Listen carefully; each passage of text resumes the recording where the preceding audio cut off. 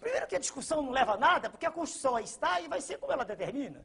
É eleição. E qualquer pessoa, mesmo semi-analfabeta, como é o candidato do PT, é candidato a presidente, está tudo bem, isso não tem dúvida nenhuma. Agora, representa um protesto da classe média contra o que aí está, o que sempre esteve, quer dizer, há muito tempo está, há muito tempo. Porque o senhor Getúlio Vargas era um homem preocupado com a nação, sem dúvida. Estou elogiando um aqui.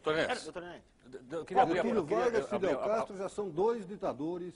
Se o senhor quer olhar sob esse prisma, se para o senhor é extremamente elogiável um presidente que é um boneco, se o senhor gosta disso, eu respeito sua tese. O que está nos seus esquemas, eu não penso assim. Dê-me o direito de pensar diferente. Não, lhe dou o direito. Eu só quero que o senhor diga. Não, então, vamos voltar à pergunta do Fidel Castro. O senhor disse que não era bem assim. Mas não é assim, qual é o seu modelo de estadista? Estadista, vamos devagar. Do presente ou do passado? Do passado. Vamos para homens de personalidade forte que me impressionaram. Não são da minha geração, então só leitura. Meiji, no Japão, criador da Era das Luzes. Que endireitou o Japão e preparou o Japão para ser a potência que é hoje. Só que ele era um absolutista e não foi eleito pelo povo. Sim, isso é irrelevante. Getúlio Vargas foi ditador e depois foi eleito. O que provou que o povo queria ou desejava. Ser absolutista é irrelevante para o senhor, foi isso que eu ouvi?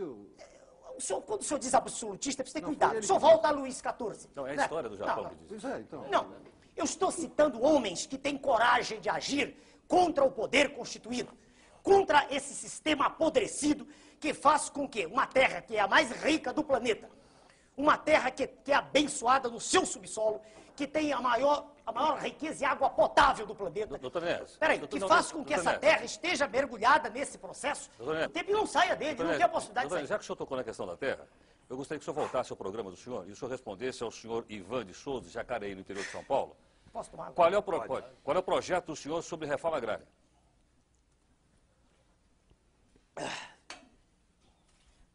Desculpa, tomando água. É que um calor aqui, os telespectadores não sabem, é terrível.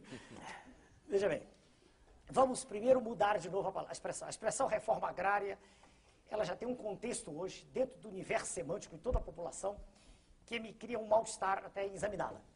Eu prefiro responder ao senhor assim, de modo também sintético. É fundamental que seja feita uma reordenação do processo agrícola.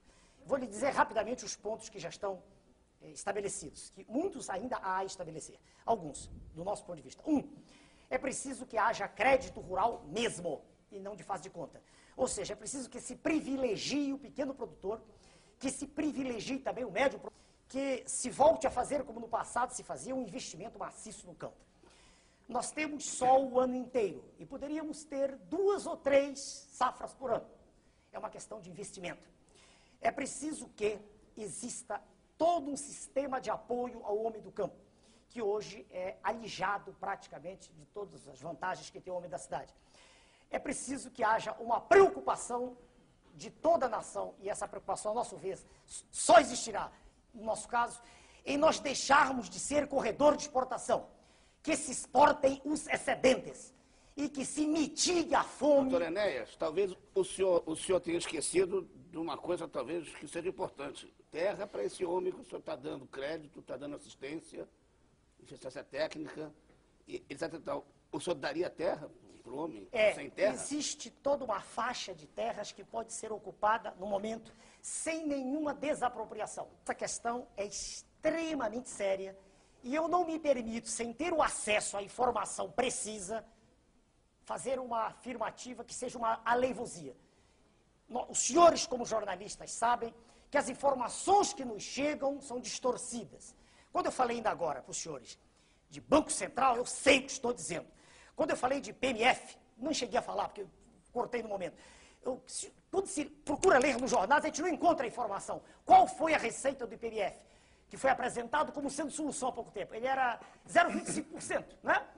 0,025. Não, 0,25. É um quarto de um. Não é 0,25. Se o senhor multiplicar 0,25 por 16, 5, 80, o senhor vai ter 4, que é a ideia do professor Marco Sintra, criador do Imposto Único. Se o senhor multiplicar isso por 12, o senhor vai ter a receita do ano, uma projeção. Foi em abril, a receita foi de, você dá uma fração de que eu não me recordo, 150 bilhões de dólares. No total vai dar 64 bilhões de dólares. Veja como recursos aparecem rapidamente, um minutinho. Mas ninguém sabia, isso foi feito assim rápido. 150 milhões de dólares, com certeza. Sim, milhões de dólares. Retirados da população, ué? Sim, tudo bem. Não, eu estou dando um exemplo. Não estou entendendo a conta. Não, eu estou... Onde é que o senhor chegou a 156 bilhões de dólares? Não, 150 milhões. 0,25% por mês, de tá tudo. certo. Ah, milhões. Milhões. Neste ano dá 7 milhões. Não, eu tenho dados oficiais. 150 milhões, se o senhor multiplicar isso por 16, o senhor tem os 4% previstos pelo professor Marco Sintra. 2 para quem emite, 2 para quem recebe. Para terminar a análise. Isso vai dar, no ano, pode fazer as contas, vai dar 64 bilhões de dólares. Certo? 64, com certeza, por favor. Pois não, Ibsen. Doutor Enéas, por favor. Eu quero chegar ao seguinte, essa informação não chega à população. Assim também, veja bem, eu não tive... Doutor Enéas, o número é sério, 64 bilhões de dólares é 3 vezes a arrecadação da União no ano, doutor Enéas. Se o senhor me permitir, se nós fizermos um intervalo, eu faço as contas e lhe mostro. Eu vou repetir. 150 milhões vezes 16... Por que vezes 12, doutor Enéas? Porque a alíquota é 0,25% e a proposta do professor Marcos Sintra é 4%, meu Deus. É 2% para quem emite, 2%. Mas tem o Marcos Sintra com isso? Porque ele é o criador da ideia do imposto único. Mas não foi o imposto dele que foi... Ah, mas foi uma distorção. Esse IPMF é um faz de conta do imposto único. Que é isso? Como não foi? O IPMF foi uma percepção primeira da realidade para que depois se aplicasse o imposto único. Doutor Enéas, eu só terminando agora a tese. Eu não tenho, e meu grupo ainda não teve acesso às informações reais. A gente pede uma informação, ela é distorcida, ela é guardada, ela é escamoteada. O orçamento, qual é o orçamento da União? Não foi votado até hoje. Estamos na metade do ano. As excelências, os senhores congressistas. Então eu não tenho ainda para lhe dizer a informação precisa da questão da terra. Essa é a resposta minha. Pode dizer. Bom, só para dizer, por favor, que o senhor acabou de responder, doutor Enéas, a pergunta do nosso telespectador, o senhor Agostinho Ferreira Filho de Moema. Pois não, Ibsen. Doutor Enéas, pois não. Eu gostaria de saber se o senhor acha necessária uma reforma na Constituição e se o senhor a faria dentro do Palácio do Planalto ou a negociaria com o Congresso. Olha, a Constituição tem muitas coisas. Tudo que se apregou aí para mudar da Constituição, para mim não faz o menor sentido. A maioria das coisas. Por exemplo, minério, subsolo. Não vejo razão nenhuma para isso. Pelo contrário, as empresas ditas nacionais são apenas a vidraça de grupos poderosos multinacionais que estão por trás. Então, não vejo. Para mim, são lobbies gigantescos para desnacionalizar cada vez mais o Brasil. Não é? Bom, segundo, monopólio. O nosso partido é totalmente favorável ao monopólio do petróleo, das telecomunicações e seria também do aço. Só que o aço não adianta mais, já venderam. Agora, se o senhor perguntar por que, eu também respondo. Quem detém petróleo, detém energia. Quem tem energia tem progresso. Tem progresso, tem desenvolvimento, tem investimento, tem produção, tem emprego.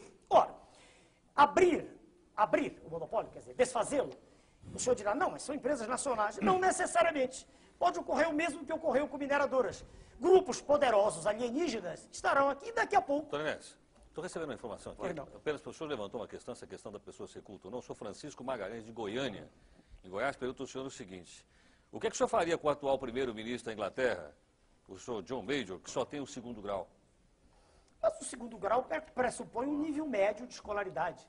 O que eu faria com ele? Veja bem, todas as vezes que eu ouvi o senhor John Major, Marx, eu não vi em cultura. Eu não vi nele um nível de instrução tão abaixo da média, como quer o senhor telespectador dizer. Perdoe-me, o senhor não faria nada. É um homem que, quando se... Doutor Enéas. Agora só um instantinho, para barrar. Que deveria ser exigido, quer dizer, o mínimo, só isso. Tá, o senhor disse o que o senhor não adotaria numa revisão constitucional. Sim. Mas o que o senhor faria e se o senhor negociaria isso com o Congresso? Veja bem. O presidente eleito, ele dispõe hoje de um instrumento jurídico que é válido, é legítimo, né? Que é a medida provisória. Que é usada, há poucos dias perguntaram no Jornal do Brasil, o senhor usaria? Claro. A medida provisória permite ao presidente da República uma ação rápida. Então, a medida provisória ela é usada no sentido de vencer uma questão emergencial. Aliás, no Brasil, nós vivemos em permanentes questões emergenciais. Tudo é uma emergência. O Brasil não vive em regime de urgência, vive em emergência. Né? A gente poderia falar 2 campeonatos mundiais. O Brasil é campeão do mundo em doença de Chagas, tripanossomose americana, é campeão do mundo em esquistossomose mansônica, campeão em doença de Chagas. O senhor Carlos Chagas falava nisso no início do século. Bastaria acabar